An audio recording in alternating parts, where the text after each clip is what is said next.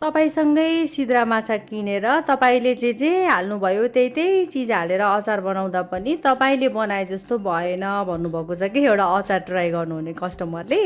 त्यो चाहिँ किन होला भन्दाखेरि चाहिँ अब तपाईँले मसला बनाउँदाखेरि कुन तेल प्रयोग गर्नुभयो मलाई थाहा भएन। तर मैले मसला बनाउँदाखेरि चाहिँ धारा तोरीको तेलमा बनाउँछु। तोरीको तेलले पनि एकदम फरक पार्छ है अचारमा टेस्ट ल्याउनलाई।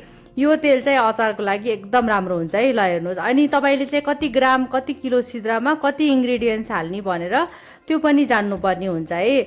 मैले चाहिँ धेरै अर्डर आयो भन्दैमा चाहिँ धेरै क्वान्टिटीमा चाहिँ अचार बनाउँदैन। ठिक्क ठिक्क बनाउँदाखेरि चाहिँ एकदम मिठो हुन्छ कि एकदम लोकल टेस्ट आउँछ। अनि बेच्यो फेरि बनायो गर्दाखेरि चाहिँ कस्टमरहरूले पनि ताजा ताजा पाउनुहुन्छ नि त, अनि ढुक्क लाग्छ कि मलाई। र मैले हरेक भिडियोमा भनेको हुन्छु एकदम घरेलु टेस्ट लोकल टेस्टमा मिठो पिरो अचार खान मन पराउनुहुन्छ भने चाहिँ यो अचार तपाईँहरूले सम्झिन सक्नुहुन्छ। हेर्नुहोस्, सिद्रालाई मजाले धोएर पानी तर्केर अलिकति सुक्खा भएपछि चाहिँ अनि यो सनफ्लावर तेलमा फ्राई गर्ने कि थोरै गर्दै सिद्रा फ्राई गर्ने।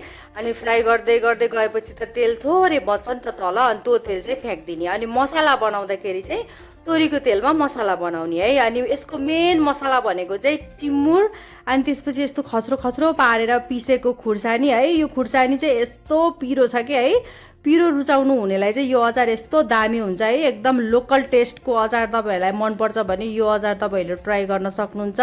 भातसँग यत्तिकै खाँदा पनि मिठो हुन्छ। अहिले चाहिँ यति धेरैजनाले रुचाइदिनु भएको छ र यो भिडियोमा नि फेरि पनि म भन्न चाहन्छु, पहिला सुरु 200 ग्रामको ट्राई गर्नुहोस् है। अनि त्यसपछि तपाईँहरूलाई मैले लिनुहोस् भन्नै पर्दैन कि, तपाईँहरू आफै फेरि अर्डर गर्नुहुन्छ।